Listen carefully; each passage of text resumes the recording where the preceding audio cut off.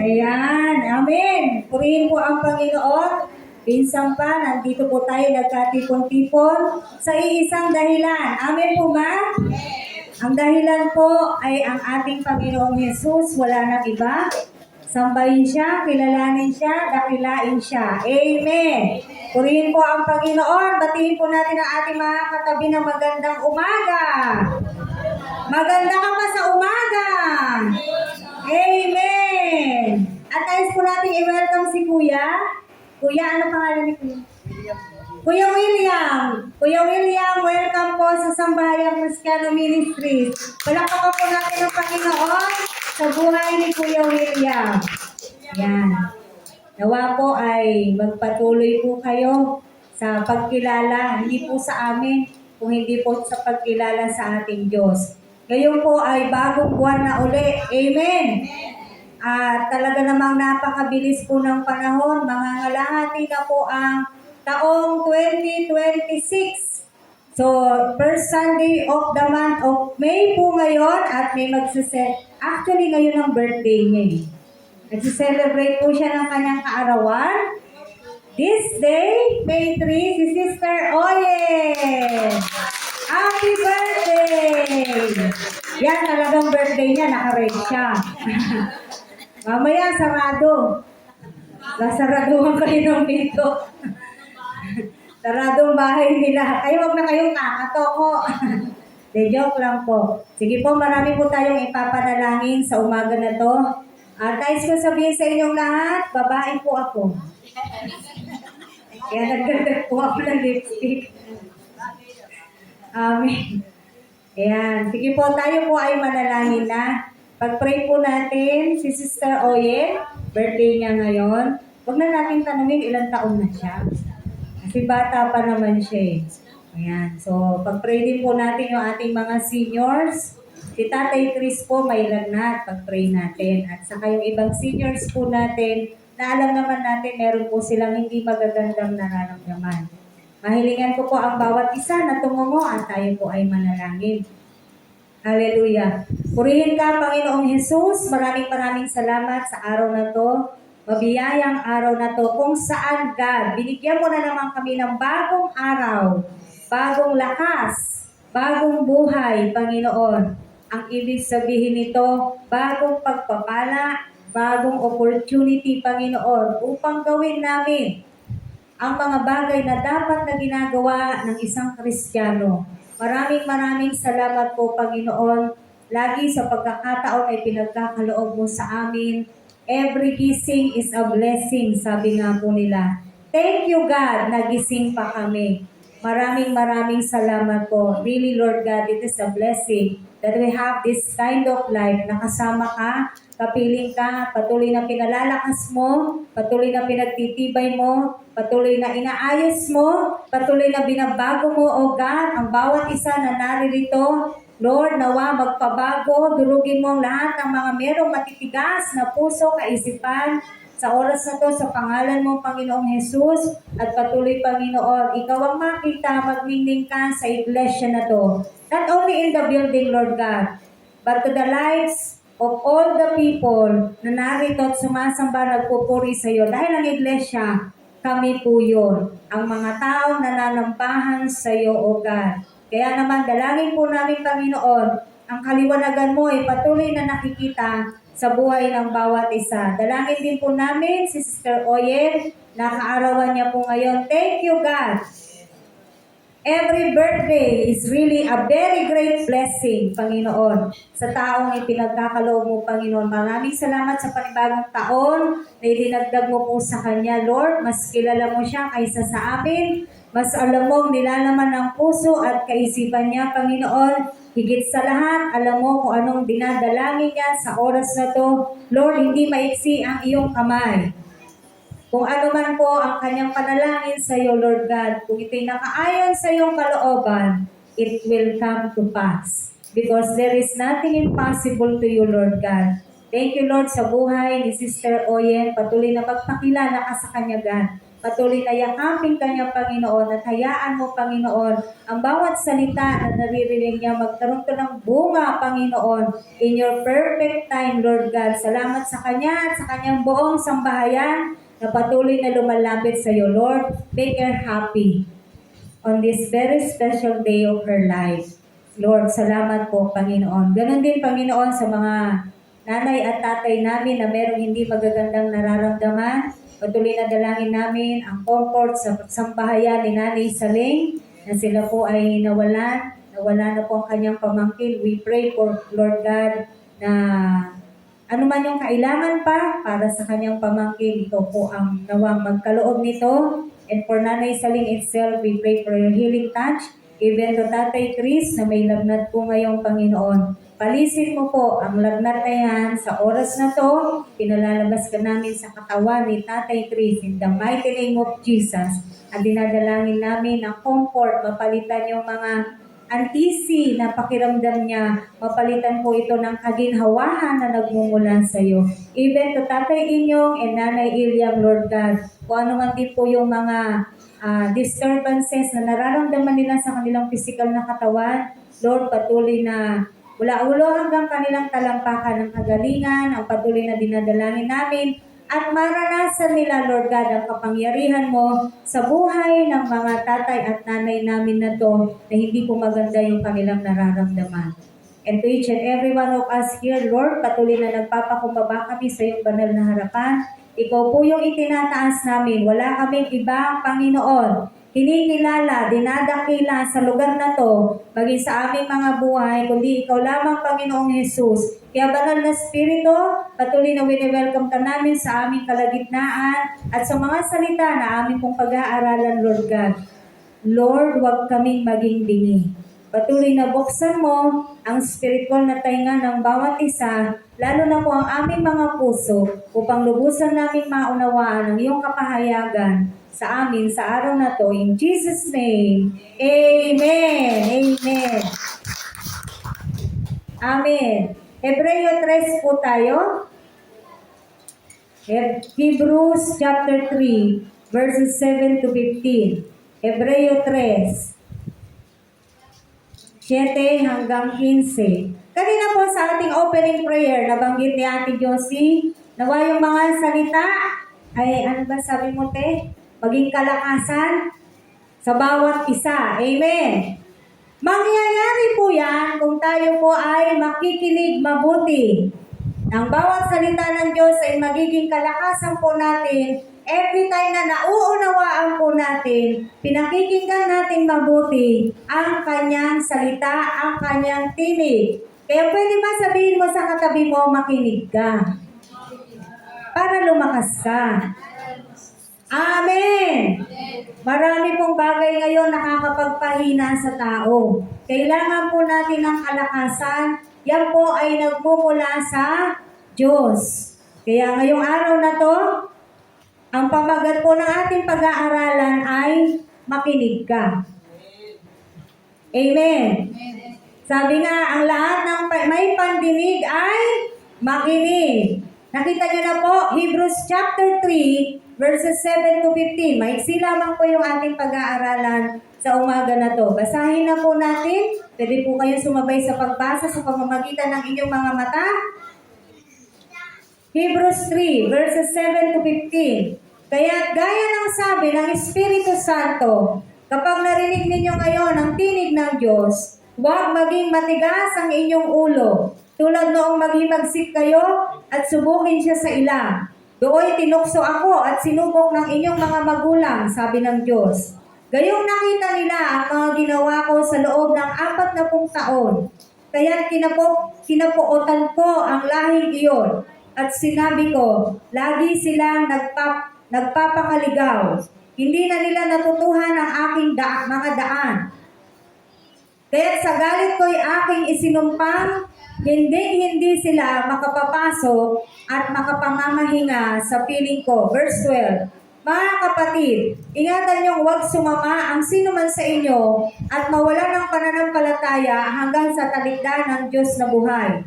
Sa halip, magpaalalahanan kayo araw-araw habang may panahon pa, upang ang sino man sa inyo di madaya at maging alipin ng kasalanan. Sapagkat tayong lahat ay kasama ni Kristo, kung mananatili tayong matatag hanggang wakas sa ating pananalig sa Kanya. Last verse 15, ito ang sinasabi ng kasulatan. Kapag narinig ninyo ngayon ang tinig ng Diyos, huwag maging matigas ang inyong ulo, gaya ng inyong ginawa nang maghimagsik kayo sa Diyos. Thank you, Lord God, upon reading of your word. Amen. Kung mapapansin niyo po, simula at pagtatapos ng ating pong bersikulong pag-aaralan ngayon, napansin niyo po ba? Ano sabi? Kapag narinig ninyo ang tinig ng Diyos, huwag maging matigas ang inyong ulo. Kaya nga ang pamagat po ng pag-aaralan natin ay makinig ka. Marami na po tayong narinig na salita ng Diyos. Tama po ba? Pero ang gusto ng Panginoon, sabi nga po niya sa Santiago, hindi lang tayo dapat basta tagapakinig. Kung hindi ano daw? Taga-gawa ng kanyang salita. Kasi kung talagang nakikinig po tayo sa tinig ng Diyos, ang susunod po nun, ang response po natin, gagawin po natin yung kanyang sinasabi. Tama po ba? Amen. So ngayon, lilimiin po natin itong Hebreo 3 na to. Una, sabi rito, sa verse 7, nakita naman po natin hanggang verse 8, kapag narinig ninyo ngayon ang tinig ng Diyos, huwag maging matigas ang inyong ulo. Maaaring sabihin ng iba, ayan naman ay sinabi sa mga Israelita. Tama po. Ito po ay sinabi noon sa mga Israelita. Kasi ang mga Israelita po noon ay matigas ang ulo. Amen. Matigas ang ulo po nila. No, sa kabila ng mga himala na pinakita ng Diyos sa kanila at pinaranas ng Diyos sa kanila, matigas po ang ulo ng mga Israelita. Pumunta tayo sa panahon natin ngayon. Ang mga tao ngayon, matigas ang ulo o hindi? Matigas ang ulo. So, anong pinagkaiba natin sa mga Israelita noon at sa generation po natin ngayon? Wala. Pareho lang. Kaya nga ngayon, naisulat ito sa Hebreo upang paalalahanan ang mga tao, lalo na po tayo, dahil lang sabi ito ng Espiritu Santo, kapag narinig mo ngayon ang tinig ng Diyos, huwag ka nang magmatigas. Huwag nang maging matigas ang iyong ulo. Anong dapat po natin gawin? Makinig po tayo. Yung salitang makinig ka o pakikinig, ibig sabihin po niyan, inuunawa mo. Hindi yung narinig mo lang. Tama po? Meron kasi yung narinig mo lang, pero hindi mo siya naintindihan. Narinig mo lang, pero hindi maliwanag sa'yo. No? May mga ganun po tayong mga naririnig na bagay.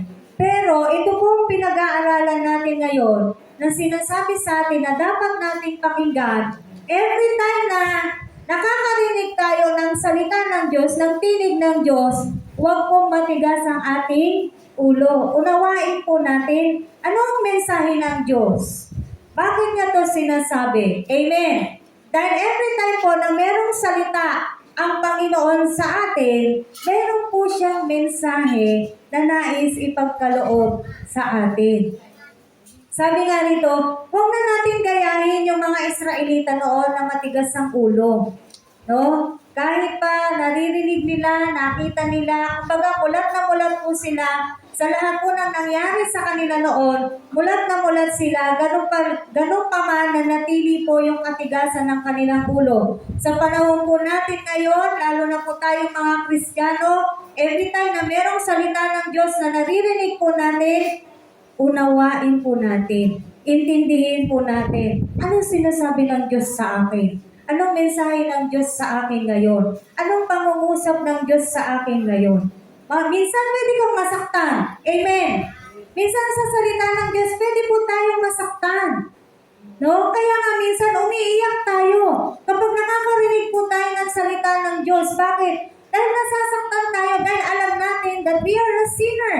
Tayo'y makasalanan, tayo'y marumi sa harapan ng Panginoon. Pero sa kabila ng iyon, tayo po ay minamahal ng Diyos.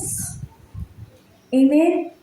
Kaya ngayon, sinasabi po sa atin, marami na pong, marami na, kumbaga, hindi na po problema ngayon ang pakikinig ng salita ng Diyos. Ang dami na pong kaparaanan kung saan ang mga tao, ang dami na nilang paraan para marinig ang salita ng Diyos. Pero pansinin natin yung mga tao, nananatili pa rin doon sila sa pag-ignora. Ayaw nilang makinig ng salita ng Diyos. Matigas pa rin ang kanilang ulo. Sa kabila ng namumulat na yung katotohanan sa kanila, nakaharap na sa kanila yung katotohanan, pangitang-pangita sa kanila yung katotohanan. Sabi nga, tumingin ka lang sa langit, makikita mo na ang kalwalhatian ng Diyos, ang kapangyarihan ng Diyos. Pero anong ginagawa ng mga tao? Hindi pa rin po sila nakikinig sa tinig ng Diyos. Nananatili pa rin yung katigasan ng ulo. Bakit? Kasi pinipilit pa rin. Hindi, ayokong umalis. Kung ako pinanganak, doon na ako mamamatay. Parang ganyan, di ba? Kami po, yung pamilya namin, sinabi rin namin yung ganyan. Pinanganak kaming ganito, mamamatay kaming ganito. Kami sarado, kami kandadong ganito. Pero salamat sa Diyos, nabuksan po ng Diyos ang aming puso at kaisipan sa Kanyang salita. Why? Ito po ang katotohanan na masakit po sa pandinig na maraming makakapakinig, especially kung hindi po nila nakikilala pa ang tunay na Diyos. Ang katotohanan, walang relihiyon ang makapagliligtas sa atin. Yan po ang katotohanan. Wala po kayong makikita sa Biblia na itong relihiyon na to, ito lang ang maliligtas. Wala po. Anong sinasabi? Para makita mo ang kaharian ng Diyos, para magkaroon ka ng kaligtasan, kailangan mong maipanganak na muli. At hindi po iyon relihiyon. Amen. Inuulit-ulit natin to para lubos nating maunawaan na ito pong ating samahan. Bagamat sa mundo, talaga ang tawag dito religion. Amen. Sa grupo natin na to, ang tawag dito religion. Pero hindi po tayo relihiyon. Hindi relihiyon ang dinadala natin. Bakit? Ang pinapakilala natin sa tao ay si Kristo. Pansinin mo yung ibang relihiyon. Pag pinuntahan ka, bibigyan ka ng flyers or leaflets or anumang mga babasahin. Ano yung talagang gusto nila? Maging kaanib ka nila. Nung relihiyon nila. Tama po ba? Anong pinopromote nila? Si Kristo ba? Hindi. Hindi po nila pinopromote si Kristo. Hindi nila pinapakilala si Kristo. Ang gusto nila, pumunta ka doon sa kanilang relihiyon. Amen. Pero tayo, si Kristo po ang pinapakilala po natin. Kaya minsan nalulungkot tayo sa kabila ng ating pagpupursige ng mga tao'y makinig ng salita ng Diyos, makilala ang Panginoong Hesus, kakaunti po ang nagkakaroon ng interes sa salita ng Diyos. Amen. So una, dito po sa pinag-aaralan nating verse, kapag narinig na natin ang tinig ng Diyos, even to us Christians, kahit po sa ating mga Kristiyano na, sa ating mga born again na, kapag narinig natin ngayon ang tinig ng Diyos, huwag nang matigas ang ulo. Sana. Amen. At kapag sinabi ng Diyos, ganito, ano dapat ang response po natin? Pinakinggan mo, tapos susundin mo. Sinabi ng Diyos, ibigin mo siya ng buong puso, buong kaluluwa, buong lakas mo. Ano yun? Talagang mabubuhay ka na lang ba? Talaga para sa Kanya? Lagi ka na sa simbahan? Uulitin natin. Hindi mo ganun ang ibig sabihin nun. Amen. Your lifestyle will define you if you really love God. Bakit? Kung ikaw ay sumusunod sa Diyos, makikita po yan sa araw-araw nating buhay. Whether nasa church ka or wala, whether nandito tayo or wala, makikita po sa buhay natin kung tayo po ay tunay na Kristiyano. Bakit? Kasi ang tunay na Kristiyano, sumusunod sa tinig ng Diyos. Ang tunay na Kristiyano, sinasabuhay niya yung salita ng Diyos. Kahit pa may struggle, again, uulitin natin, may struggle naman talaga eh. Tama po ba? May struggle kasi, eto pa tayo sa katawang lupa natin eh. Minsan nananaig pa rin yung gusto ng laman mo. Minsan nananaig pa rin yung kung ano yung gusto mo. Pero bilang ikaw ay mananampalataya, alam mo dapat kung ano ang susundin mo na. Susundin mo kung ano sinasabi ng Espiritu Santo sa buhay mo. Alam mo na dapat kung kaninong tinig ang pakikinggan po natin. Tama po ba? Alam niyo yung ilustrasyon sa ulo ng tao, tapos magkabilang tenga niya, merong bumubulong. Sa kabila, anghel. Sa kabila, demonyo. Totoo po yan. Ngayon, alin ang papakinggan mong tinig doon? Yung tinig ng anghel ng Diyos o yung tinig ng anghel? Anghel din po yung kabila. Opo. O yung tinig ng anghel ng demonyo. So, nasa atin kung alin yung pinakikinggan po natin na tinig. Pero ang sinasabi sa atin ngayon, kapag narinig ninyo ngayon ang tinig ng Diyos, huwag nang maging matigas ang ating ulo. Pangalawa, tingnan niyo po yung verse 9. Tingnan niyo yung ginawa ng mga Israelita. Do'y tinukso ako at sinubok ng inyong mga magulang, sabi ng Diyos. Gayong nakita nila ang mga ginawa ko sa loob ng 40 taon. Di ba? Dapat ilang araw lang yung journey nila. Ilang araw lang? 40 days. Dapat 40 days lang. Ano nangyari? Sa katigasan ng ulo nila, naging 40 years. Biro mo yung tagal na yun. Dapat mahigit 1 buwan lang. Pero inabot sila ng 40 taon. Amen. Bakit? Anong ginawa nila? Ayan. Tinukso ako at sinubok ng inyong mga magulang, sabi ng Diyos. Wala silang tigil na kakareklamo kay Moises. Moises, dinala mo ba kami rito para mamatay? Buti pa dun sa Ehipto. Kahit kami alipin, may pagkain kami. Ganyan yung mga reklamo nila. Dinala mo ba kami rito para mamatay sa uhaw? Buti pa dun sa Ehipto, may tubig kami iniinom. Alam mo yung niligtas ka nga, nagreklamo ka pa dun sa ginamit ng Diyos para mailigtas ka? Ganyan po. Tapos, tingnan niyo yung sabi ng Diyos, gayong nakita nila ang mga ginawa ko sa loob ng 40 taon. Ano-ano na yung mga nakita ng mga Israelita na himala ng Diyos? Lahat po ng matitinding himala nakita ng mga Israelita. Amen. Biro mo, gusto nila ng karne? Sabi ni Moises, hindi po sapat itong karne na meron kami. Anong ginawa ng Diyos? Nagpaulan ng karne. Tama? Nagpaulan ng mana. Hindi sila nainitan. Bakit? Binigyan sila ng Diyos ng pillars of cloud. Sa gabi, hindi sila nalamigan. Bakit? Meron silang pillars of fire. At ang pinakamatindi, hinati ng Diyos sa pamamagitan ni Moises, yung Red Sea. Nasaksihan lahat ng Israelita yun.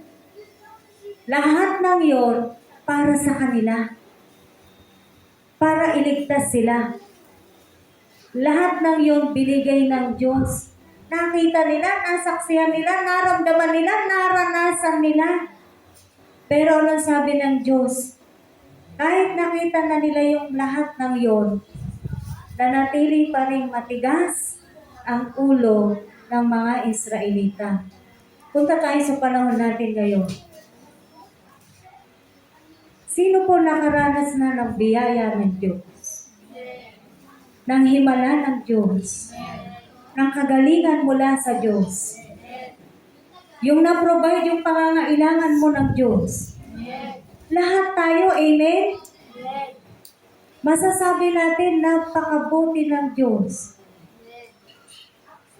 Lahat na ginawa ng Diyos, lahat nakita na natin gaano kamakapangyarihan, gaano kadakila ang Diyos, gaano kagaling ang Diyos, ang ating Panginoon. Amen?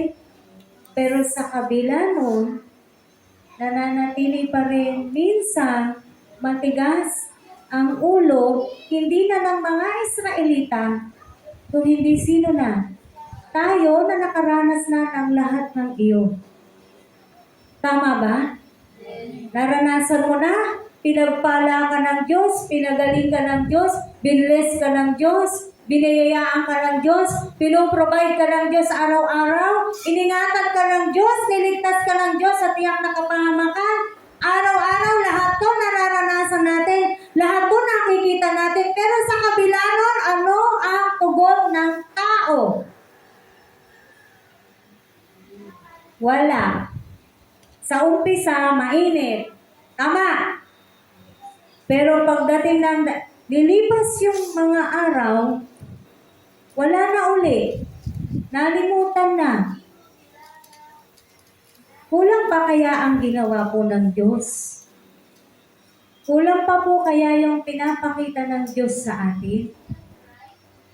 O maaaring nakukulangan pa tayo sa binibigay niya, "Oh Lord, this is not enough.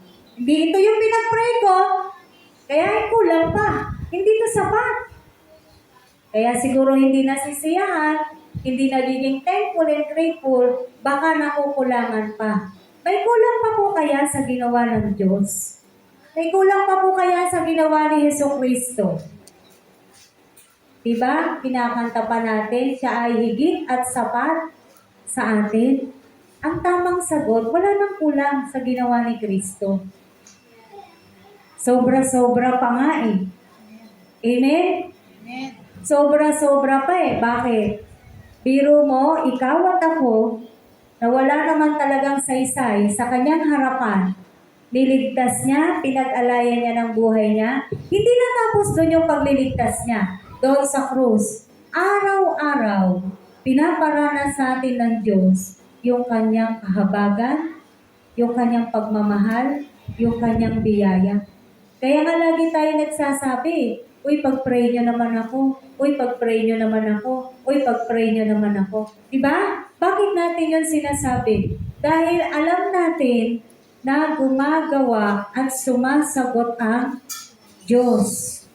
Kung gumagawa at sumasagot ang Diyos sa buhay ng bawat isa sa atin, ano dapat response po natin? Diba? Dapat napapag-isip-isip po natin. Ano ba itong ginagawa ko? Ang bait-bait ng Diyos sa akin, pero ako, di ako mabait. Kung ano-ano pinaggagawa ko. Kapag wala ako sa church, kung ano-ano pinagkakaabalahan ko. Nare-realize po ba natin to? No? Kaya ito pong word na to, hindi na po ito para sa mga Israelita. Para sa henerasyon na po ngayon ito.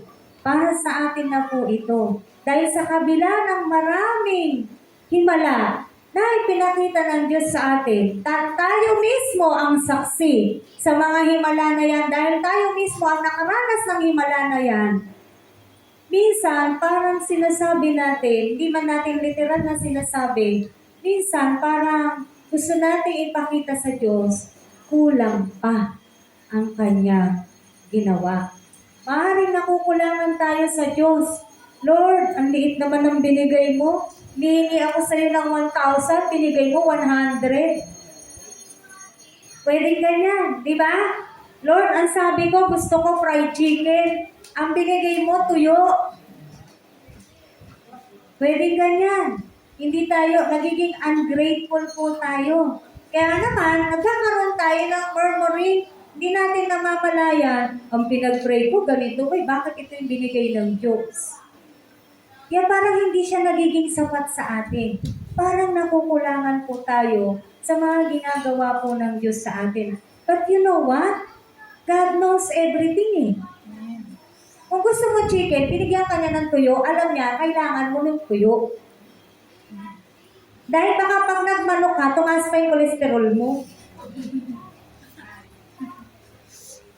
minsan hindi natin naiisip yun eh. Yun yung katunayan na mataas, talagang mataas ang kaisipan ng Diyos kumpara sa atin. Nakita nyo gano'n tayo kalimitado? Kung ano lang yung nakikita at naiisip natin, hanggang dun lang. Minsan hanggang dun lang tayo. Hindi natin nakikita yung beyond ng pag-aalala po ng Diyos sa atin. No? Kaya sa kabila po ng mga nakita na natin na ginawa ng Diyos na mga himala, biro mo yung pabor ng Diyos sa atin na ibinibigay niya. Kung may nilalakad ka, hindi ka nahihirapan, pabor ng Diyos yan, di po ba? Magkaroon ka ng libreng gamot, hindi po ba pabor ng Diyos yan? Baka sagutin ako ng iba. Siyempre marami ng ano ngayon. Ang government nagbibigay na ng mga libre-libre. Pero bakit nga sila nagbibigay ng libre-libre ngayon? Hindi ba pinagpipray po natin ang ating bansa? Sa pamamagitan nun, tayo rin po ay nagkakaroon ng benefit kapag pinagpipray po natin ang ating bansa. Amen? So mga kapatid, sa kabila ng mga naranasan na nating mabubuting bagay, magagandang bagay sa ating Panginoon, nawa yung response po natin kahit papano. Kasi hindi naman natin matutungbasan or hindi talaga natin ma-equal yung love niya sa atin saka yung love na ibinibigay natin sa Kanya. Pero sana naman kahit papano yung response natin para sa Diyos natin, para sa tagapagligtas po natin, tiyakin naman natin na masisiyahan po siya. Tinanong niya na ba ang Lord, Lord, kanina, sinamba kita. Nasiyahan ka ba, Lord? Lord, sumamba ako kanina. Natuwa ka bagat sa ginawa ko? Lord, sumunod ako sa iyo kanina kasi gusto ko maging masunurin ako. Nasiyahan ka ba sa ginawa ko, God? Lord, natuwa ka ba na malinis yung building natin? Diba, hindi naman na natin tinatanong yun eh. Wala nga tayong pakialam eh. Pero dapat, lagi natin sinasabi, we are not pleaser of men. Hindi po tayo nandito para pasayahin ang bawat isa at para magpasikat kung kanino. Kanino tayo dapat magpasikat? Doon no? Sa kayang magligtas. Ako hindi ko kayo maliligtas. Magpasikat tayong lahat dun sa Diyos. Sa ating Panginoong Jesus. Amen? Sa Kanya tayo magbigay ng kalukuran. Kaya nga sinasabi sa 1 Corinthians 10:31 eh. Buksan nyo nga yun. Buksan natin. Kasama ako. Unang Korinto. 1 Corinthians chapter 10 verse 31. Kung tama po ako, kung yan nga yun. Whether you eat or you drink or whatever you do, give glory to God. Tama ba ako? 1 Corinthians 10:31, sabi rito, kaya nga, kung kayo'y kumakain o umiinom o anuman ang ginagawa ninyo, paano lang natin gawin ang mga bagay na yan? Gawin ninyo ang lahat sa ikararangal ng Diyos. Amen. Kahit sa mga simpleng ginagawa po natin, tiyakin po natin na nabibigyan po natin ng kaluguran, na itataas po natin ang ating Diyos. Amen. Ito yung sinasabi sa atin. Nakita mo na, iniangat ka ng Diyos. Nakita mo na, sinasagot ka ng Diyos. Nakita mo na, binibigay ng Diyos ang kailangan mo. Anong response mo? Anong response po natin mga kapatid? Dapat ganito yung response natin sa God. Yung sa sobrang pasasalamat mo sa Diyos, lahat ng gagawin mo, lahat ng ginagawa po natin, or gagawin natin, tiyakin natin, na napapasaya natin, na itataas po natin ang ating Diyos. Kaya nga sabi dyan kumakain ka, umiinom ka, o kung ano man ang ginagawa mo, gawin mo yan sa ikararangal. Hindi lang sarili mo Hindi lang sarili ko. Sa ikararangal ng Diyos. Yung ginagawa nyo ngayon, napakikinig ngayon, nakaupo kayo dyan, Make it sure na ginagawa ninyo yan para sa ikararangal ng Diyos. Yung ginagawa ko na magturo para sa inyo, dapat sinisigurado ko sa aking sarili na ginagawa ko ito para sa ikararangal ng aking Diyos. Amen. Ang okay naman kahit umiinom, sabi ng Biblia tama ba? Kahit anong ginagawa mo gagawin mo yan sa ikararangal ng Diyos natin. So walang OA, kahit umiinom ka, kahit kumakain ka, kahit naiiyak ka na, araw-araw tuyo ang ulam mo. Magpapasalamat ka pa rin dahil meron ka pa rin tuyo. Amen. Pero di ba hindi naman ginagawa talaga ng Diyos yung tuyong-tuyo ka naman? Hindi naman talaga Pag nakita ng Diyos na lulungkot ka na dun sa kinakain mo, tingnan mo, papasayahin ka niya. Literal po na kinakain. Amen? Ganyan po kabuti ang Diyos natin. Kaya sa mga naranasan na natin ng kabutihan ng God, mga kapatid, make it a point. Igawin natin goal. No? Na simula ngayon, Lord, sana masiyahan ka sa ginagawa ko. Lord, sana matuwa ka sa ginagawa ko. Lord, magbabasa ako ng Bible. Huwag mo hintayin mag-thank you ang Lord sa'yo. Huwag ganon, ha? Kasi dapat mo talagang gawin yun. Kung nagbasa ka pa ng Bible, sinabi mo yan sa God, huwag mo hintayin na mag-thank you ang Lord sa'yo. Kasi dapat lang na ginagawa mo yan. Dapat lang na ginagawa po natin yan. Amen. Binabasa niyo po ba yung Biblia niyo? Kahit wala po tayo dito sa church building. No? Ayan. So yun po yung sinasabi rito ng Panginoong Diyos sa Hebreo 3:9. Verse 12. Ano pong sabi rito ng ating pinag-aaralan? Mga kapatid, ingatan ninyong huwag sumama ang sino man sa inyo at mawala ng pananampalataya hanggang sa talikdan ang Diyos na buhay. Ayan, sabi rito, ingatan natin na huwag tayong sumama. No? Dahil marami pong factors sa paligid natin ngayon, sa mundo natin ngayon, para ang mga tao katulad po natin ay talagang maging masama. Amen. Marami pong kasamaan sa mundo. Anong weapon natin? Para hindi po tayo lubusang sumama sa mundo na to. Ang weapon po natin ay ang salita ng Diyos. Dapat meron tayong salita ng Diyos. Sa pamamagitan po ng salita ng Diyos, makakalaban po tayo sa kasamaan ng mundo na to. Sabi po sa Efeso 6, buksan po natin yan. Ephesians chapter 6, verses 14 to 18.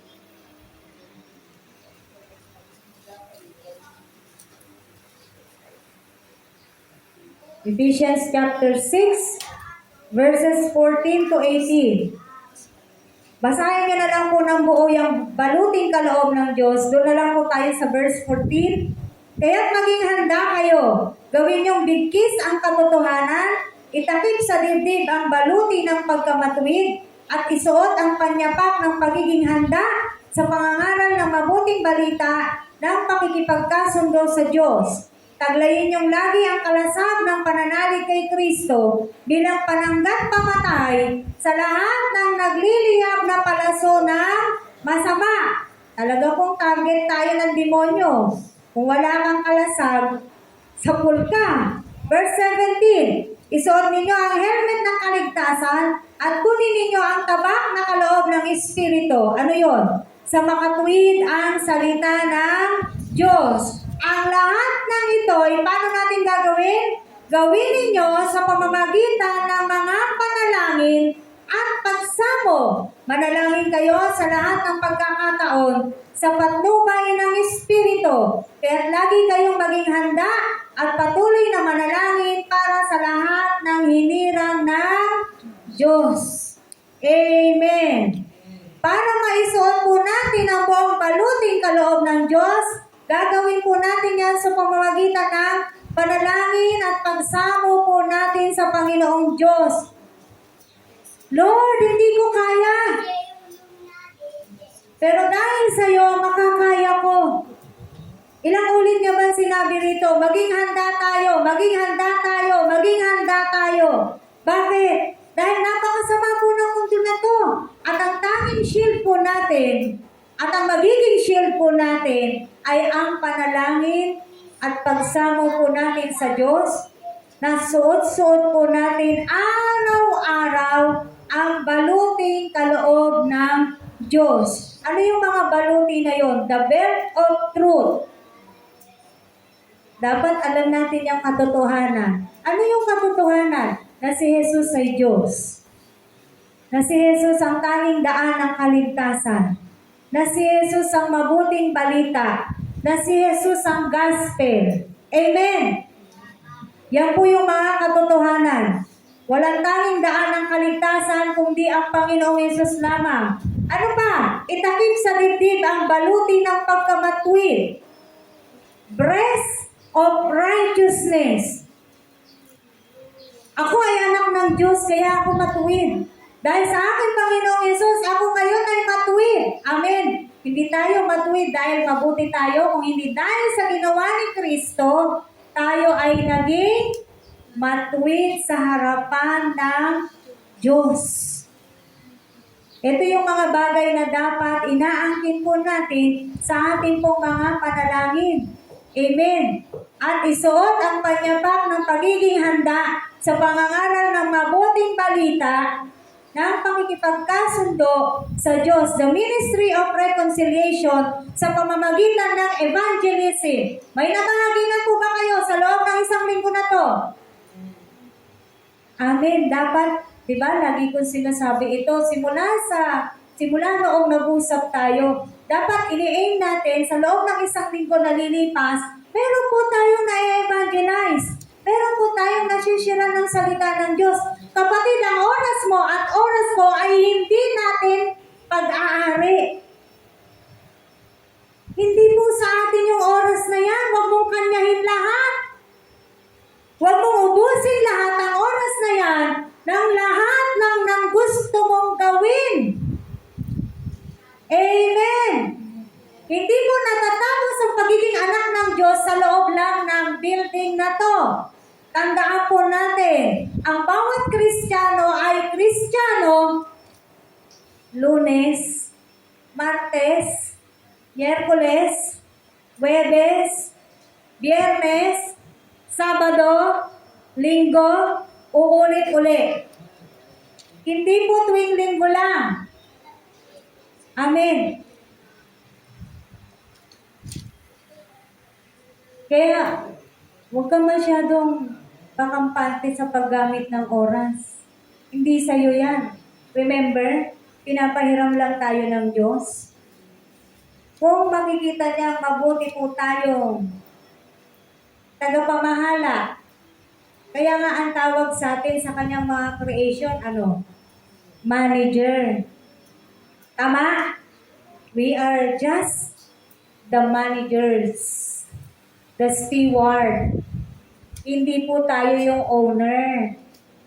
Meron po tayong CEO. Tayo manager lang. Dahil yan ay pinagkatiwala sa atin ng Diyos. Tiyakin mo na nagagamit mo siya ng ayos. Amen. Wala akong time. Masyado akong busy. Gumawa ka ng timetable. Sinong hindi marunong gumawa ng gano'n? Tinuturo sa school yan, kahit elementary pa lang eh. Kaya ko yan alam, kasi tinuro namin yan eh. Kaya hindi mo pwedeng sabihin sa akin na wala ka talagang time. Kapag walang time, ibig sabihin, ayaw mong bigyan ng time. Naintindihan niyo po? Kasi when you do timetable of your daily activities, ikaw nga gumagawa nun eh. Hindi pwedeng hindi mo yun maiisip at mailalagay kung talagang nasa priority mo yun, nasa list of priorities mo yun. ganitong oras, gigising. Ganito, magbe-breakfast na ako, naliligo na ako ng ganitong oras, papasok ako, uuwi ako, pahinga ng konti, magmimerienda ng konti, yan, pwede ko nang i-follow up si sister, si brother. Hindi ba? Meron? May oras? Tama po ba? Huwag po natin sasabihin palagi na wala akong time eh. Baka mawalan ka na talaga ng time. Kasi kung gagawa ka nga ng list of priorities mo, na meron pang oras, meron kang time. Meron kang time sa Lunes para sa God. Meron kang time sa Martes para sa God. Meron kang, biro mo, tingnan mo ha, ang tao, lahat ng gawain niya may oras yan araw-araw. Ang wala doon karamihan, yung ginagawa niya dapat para sa kanyang tagapagligtas. Yun yung nawawala. Yung pa talaga yung wala. Ano niyo yung gusto ko sabihin? Lahat naisip mo na. Lahat nagawa mo na. Yun talagang dapat mong gawin bilang ikaw ay niligtas. Ikaw ay nilikha at meron kang tagapaglikha at meron kang tagapagligtas, yung dapat na gawin mo dun sa boss mo, totoong boss ko, hindi natin ginawa. Tapos sinasabi natin, ay wala akong time eh. O ba't di ka nakapag-devotion? Naku, wala akong time eh. Pagod na pagod kasi ako eh. Saan ka napagod? Napagod ka ba para sa Lord? Hindi. Naku, wala akong time eh. Napuyat kasi ako. Saan ka napuyat? Napuyat kasi akong kakalaro eh. Tama? Wala nga siyang time. Bakit? Hindi talaga binigyan ng time eh. Pero sabi nga rito, iwasan po nating sumama. Naano nyo po ba? Doon sa Hebreo, na pinag-aaralan po natin, iwasan po nating sumama tayo. Kasi dapat, ang mga Kristiyano, dapat tayo yung nakaka-influensya sa mga masasama. Hindi tayo yung mai-influensyahan ng masama. Dapat, it's the other way around. Dapat mas malakas ang meron ka. Kasi totoo namang malakas ng ang meron ka. Dahil pinananahanan ka ng banal na Espiritu. Malakas talaga yung nasa atin. Kaya lang, bakit siya nawawala ng lakas? Kasi pinatahimik mo siya. Tama? Parang sinabi mo sa kanya, diyan ka lang, ako ang gagawa, ako ang masusunod, ako ang kikilos, kung anong gusto ko, yun ang gagawin ko. Bagamat sinasabi sa iyo ng banal na Espiritu, uy, manalangin ka na, kanina ka pa. Tama?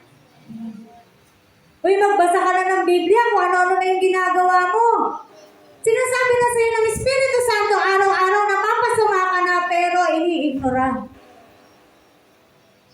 Kalaban natin yung masama talaga yung ginagawa. Diba? Yung thinking natin mindset natin, pag sinabing, iwasan mong maging masama, yung nagnanakaw, yung alam mo yung talagang masama na yung ginagawa.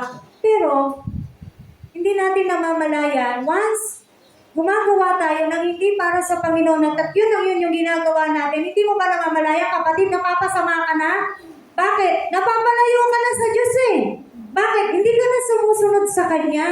Hindi mo na sinusunod ang banal na Espiritu na sumasayo. Kaya nga sabi rin sa Hebreo na pinag-aaralan natin, ang sabi, di ba? Ingatan nyo, huwag sumama ang sino man sa inyo at mawalan ng pananampalataya hanggang sa talikdan ang Diyos na buhay. Hanggang sa manlamig ka na. Ayaw mo na. Ayaw ko na yan. Mas gusto ko itong ginagawa ko. Mas masaya to eh. Tama po ba? Eh dyan, nakakaantok. Napakatagal ni Pastora. Ang tao ngayon lahat gusto mabilis. Gusto instant. Kaya nga mga pagkain natin, instant noodles, instant coffee. Diba? Lahat na lang ang gusto natin kainin, gusto natin mabilis.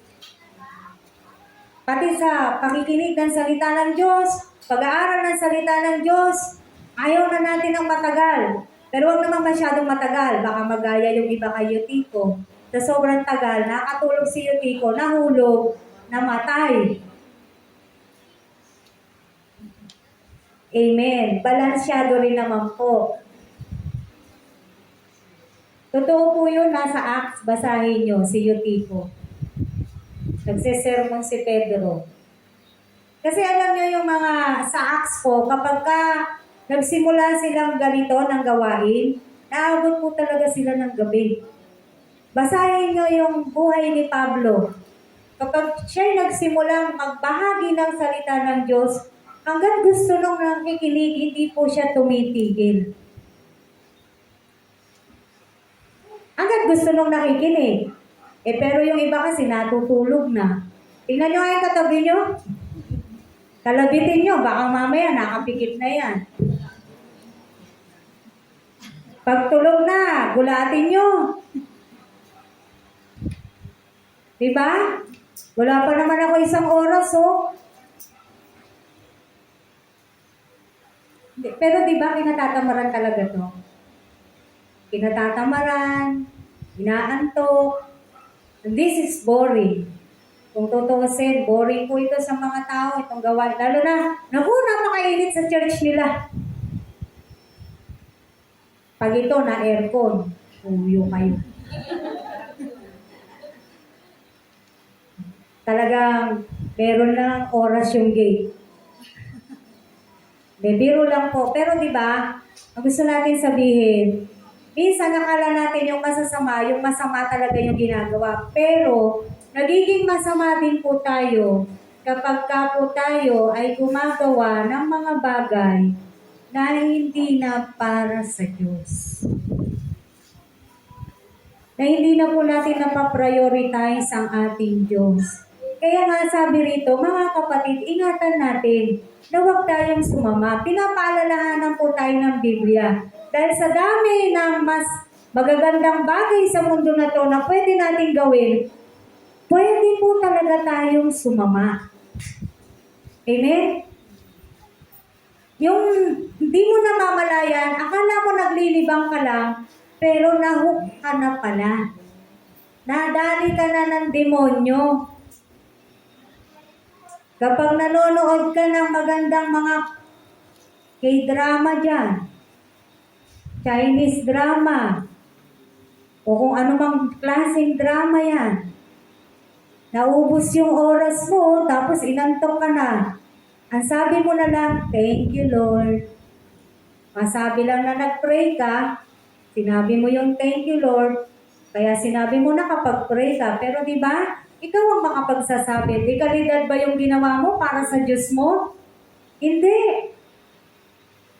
Kasi inubos mo yung oras mo sa mga bagay na gusto mo. Amen. Kaya minsan, hindi ko alam kung matatawa po ako o malulungkot ako.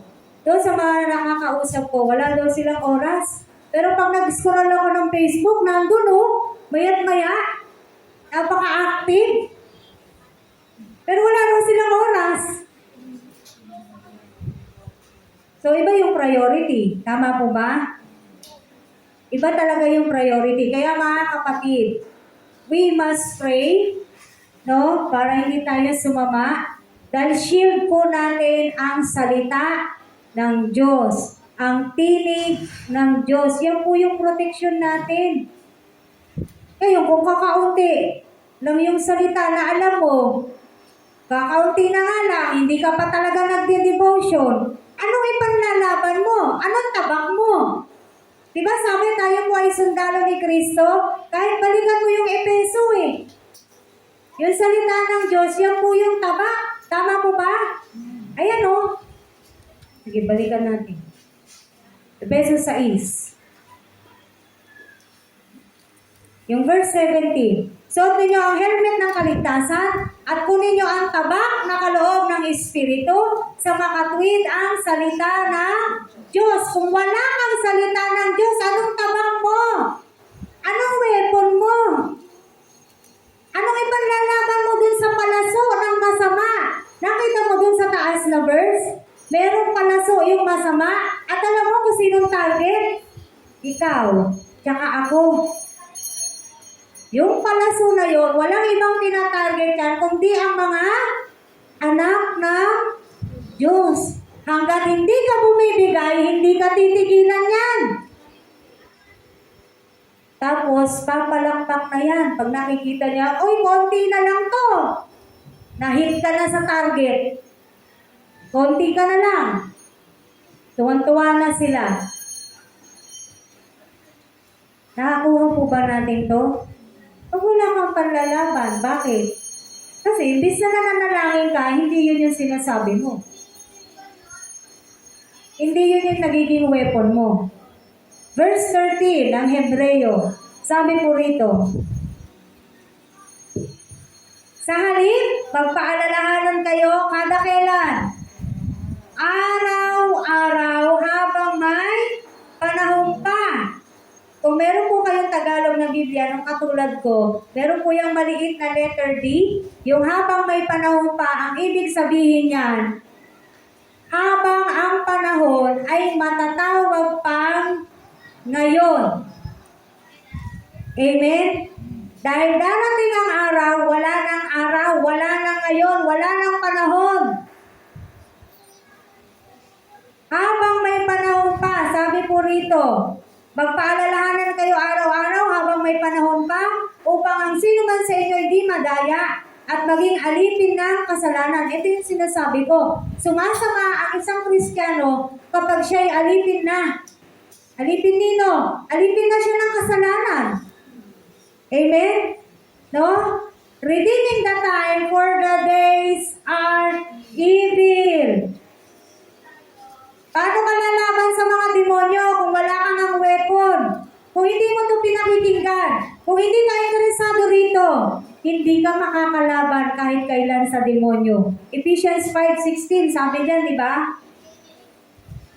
Yun po yung sinabi ko, redeeming the time, for the days are evil. Sa Tagalog, sapagkat masama ang takbo ng daigdig, samantalahin ninyo ang bawat pagkakataon na kayo'y makagawa ng mabuti. Again, pag sinabi sa Biblia na gumawa ka ng mabuti, yan po ay mga gawain patungkol po sa ating Diyos. Acts 2:46. Gawa 2:46. Sabi po rito, tingnan nyo yung ginagawa ng mga mananampalataya noon. Acts chapter 2, verse 46. Araw-araw, nakita nyo po yan? Araw-araw, sila'y nagkakatipon sa templo, nagpipira-piraso ng tinapay sa kanilang tahanan at nagsasalo-salong masaya ang kalooban. Kung babasahin nyo pa po yung verse 47, nagpupuri sila sa Diyos at kinalulugdan ng lahat ng tao. Bawat araw ay dinaragdag sa kanila ng Panginoon ang mga inililigtas. Ang pagtitipon po nila, ang pakikinig nila ng salita ng Diyos, ang fellowship nila, again, fellowship. Ang fellowship, hindi po siya nangangahulugan ng outing, hindi po. Ang fellowship nila noon, araw-araw, ay yung ganito. Amen. Kaya naman, tingnan mo yung mga mananampalataya noon, kahit ipakain sila sa leyon, okay na. Yung mga video na nakikita po natin, totoo po yun. Pero pagkakataon talaga noong panahon, lahat ng Kristiyano inilagay sa loob ng arena, nangyari sa Roma, at sila po ay pinakain sa leyon. Kung ikaw yun, di ba, sabi mo, sige na, hindi na ako magiging born again. Baka ganun agad sabihin mo eh. Di ba? Tatalikuran mo na agad yung iyong pananampalataya. Pero bakit ganun sila katibay? Bakit ganun sila katapang? Dahil kilala po nila ang Diyos. Dahil nakikinig sila araw-araw sa tinig ng Diyos. Yung SCN na yan, may Miyerkules na, may Biyernes pa, may Sabado, may Linggo. Araw-araw na ba yun? Sagot kayo, araw-araw hindi. Wala pa nga yung Lunes, Martes, Huwebes. Minsan, maiging magkomento, pero makita mo, wala naman dun sa gawain. Sila nga araw-araw. Yung fellowship, di yun araw-araw na outing, oh. Araw-araw silang nakikinig, nag-aaral, nagsasalo, nagpupuri sa Diyos. Anong ginawa ng Diyos sa kanila? Araw-araw may naidadagdag sa kanila na inililigtas ng Diyos. Yung bang nangyari sa kanila noon? Noon kasi yan, pastora, hindi na yung pwede ngayon. Ganun po kaya yun? Yung nangyari sa kanila noon na isang turo ni Pedro, 3,000 agad ang na-born again. Nabasa niyo na yon? Sa Acts din po. Isang araw na turo ni Pedro, 3,000 agad. Noon kasi yun, sila Pedro yun eh.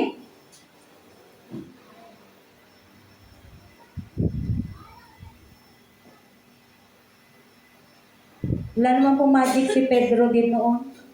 Tama? Ano ba si Pedro? Katulad po natin siya, tao. Katulad din po natin siya, Kristiyano. Yung Diyos nila noon, iba po kaya sa Diyos natin ngayon? Pareho lang din po, di ba? Kaya yung mga nga nangyari noon, posible pa rin siya ngayon. Bakit? Kayang-kaya ni Jesus. Kayang-kaya ng Diyos. Dahil siya mismo nagsabi, for God, nothing is impossible. Siya nagsabi noon, hindi po ako, hindi po tayo. Ang Diyos ang nagsabi niyan. Sa akin, walang imposible.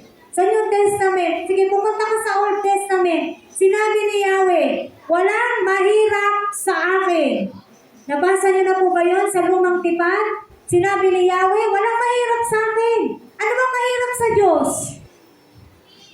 Wala. Amen.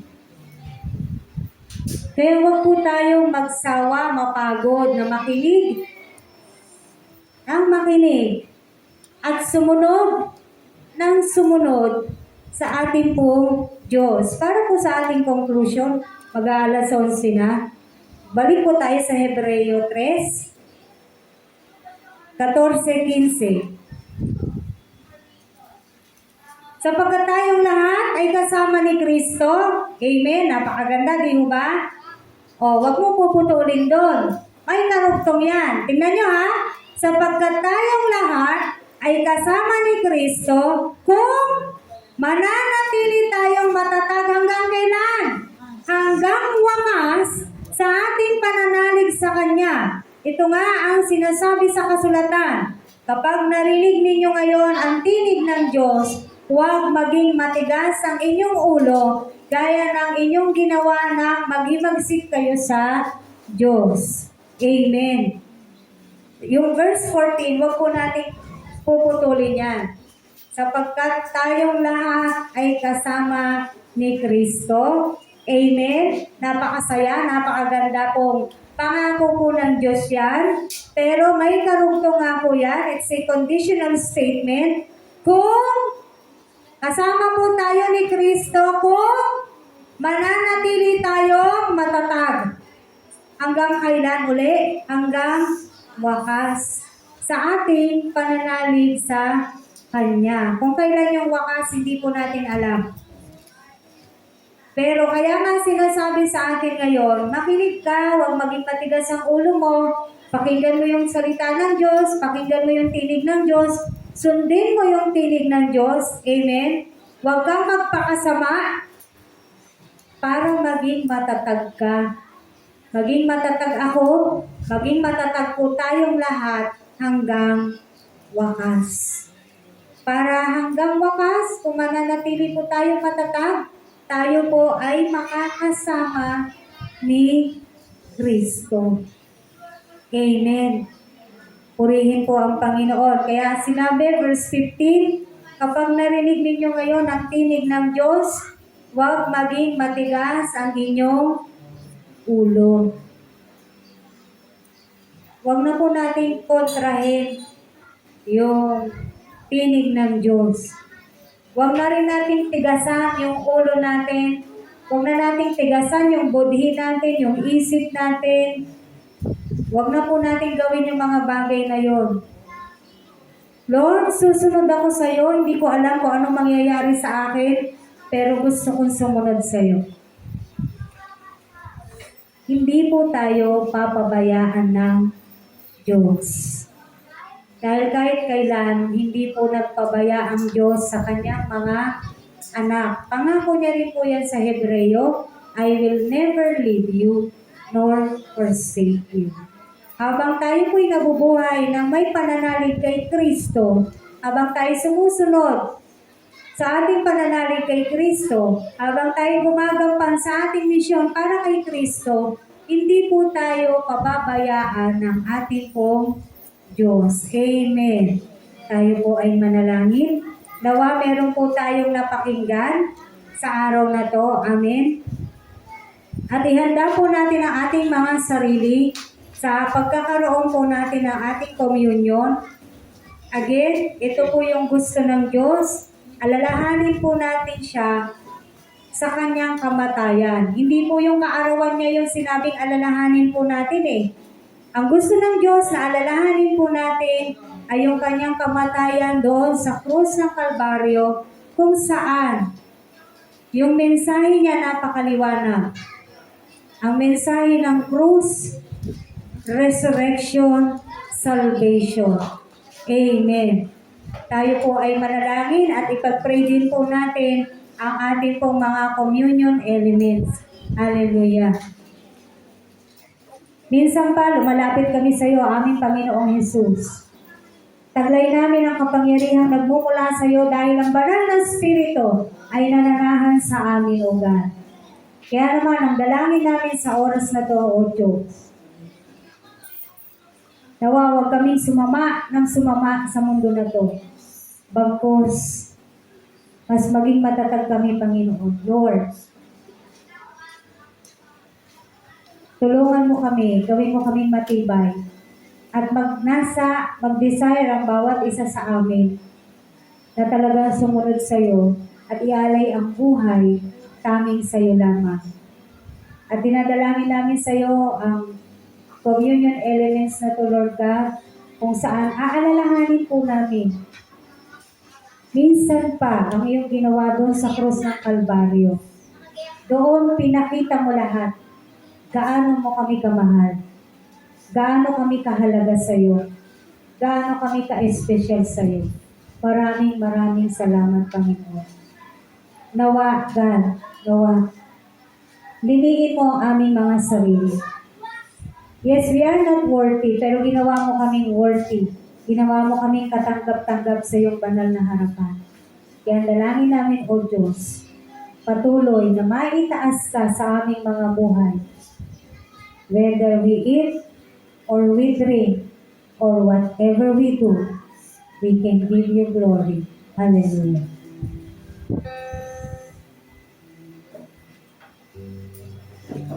Manatili po tayo sa presensya ng pananalangin habang hinihintay po natin ang ating pong communion elements. Hallelujah.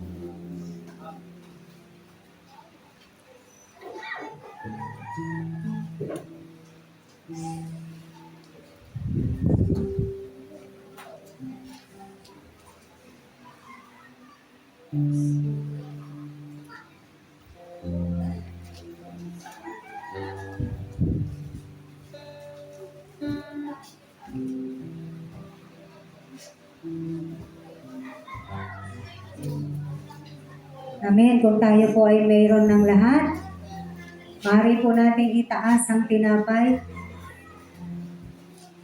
at pagpasalamat po tayo sa ating Diyos.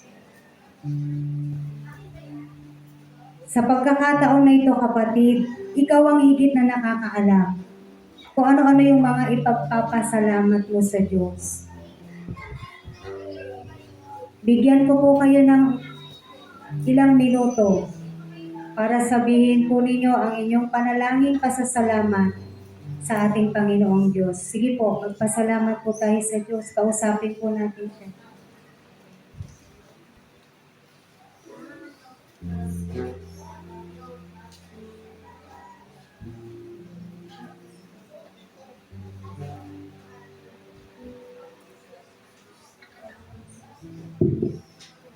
Salamat, Panginoong Yesus. Tunay ngang dakila ka. Tunay ngang napakabuti mo. Tunay ngang mahal na mahal mo kami, O Diyos. Dahil inalay mo ang iyong buhay para lang sa amin. Maraming salamat. Nawa matuto kami, Panginoon, tumugon sa lahat ng binibigay mo sa amin, sa lahat ng pinaparanas mo sa amin, sa lahat ng pinapakita mo sa amin, sa lahat ng himala na nasaksihan na namin mismo, God, sa aming mga buhay.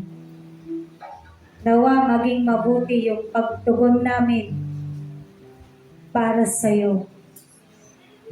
Nawa magising na ang bawat isa sa katotohanan kung gaano mo kami binibigyan ng importansya, kung gaano kami ka-special sa iyo, O God. Nawa ma-realize namin, Panginoon, kung gaano kahalaga ang bawat oras na ibinibigay mo sa amin, araw-araw. Yung iba nga nawawala na ng oras, pero kami palagi mo pa rin kami binibigyan ng oras. Nawa magdesisyon kami, Panginoon, na magamit ang oras namin sa mga makabuluhang bagay. Yes, pwede kami maglibang, pero wag nawa namin kaligtaan yung oras ng pasasalamat sa iyo, oras ng pakikipagtiig sa iyo, oras ng paggawa para sa iyo. Dahil ikaw ang aming Diyos, ikaw ang aming tagapagligtas, ikaw ang aming manlilikha na kayang gawin ang lahat ng bagay. Kaya God, salamat sa bawat oras na binibigay mo sa amin. Kainin po natin. Gayon din, Panginoon, ang katas ng ubas na to. Salamat sa dugo mo na nabubo doon sa krus ng Kalbaryo. Dahil sa dugo mo na to, kaya kami naging matuwid. Kaya malinis kami, God, dahil sa iyo. Dahil sa mga tinamumong sugat, Panginoon. Kami yung nagbe-benefit lahat ng ginawa mo doon sa krus ng Kalbaryo. Lahat ng yun, sinalumugan para lang sa amin. Sana naiisip namin palagi kung gaano ka naghihirap ka. Kung ano yung ginawa mo doon sa krus.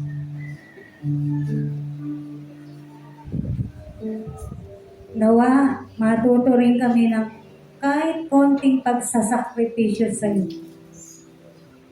Totohanan na namin ialay ang aming buhay sa iyo. Totohanan na namin ibigay ang oras namin sa iyo. At totohanan na kaming mag-commit para lang sa iyo. Because in the first place, yun ang sinasabi mo sa salita mo. Kami para sa iyo, wala nang iba, Panginoon. Ang dahilan kung ba't kami nasa mundo na to ay dahil sa iyo. Kaya salamat po. Salamat po, Panginoon. Inumin po natin. Amen.